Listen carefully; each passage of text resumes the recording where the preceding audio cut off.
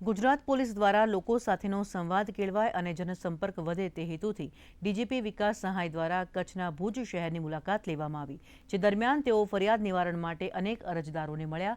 સાથે જ તેઓએ જણાવ્યું કે ગુજરાત પોલીસ દ્વારા કોમ્યુનિટી આઉટરીચ અભિગમ અપનાવવામાં આવે છે.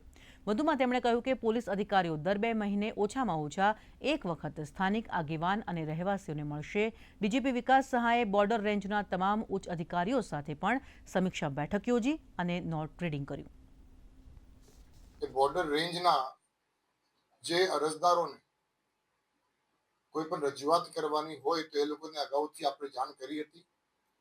એટલે આજે અરજદારો સાથેની મુલાકાત માટે 1 કલાકનું ટાઈમ ફાળવવામાં આવ્યું હતું અને આ 1 કલાક દરમિયાન આશરે 22 જેવા અરજદારો મને રૂબરૂ મળ્યા હતા અને પોતાની રજૂઆત પોલીસની જે કામગીરી છે એની અલગ અલગ વિષયો ઉપર મેં રજૂઆત કરી હતી.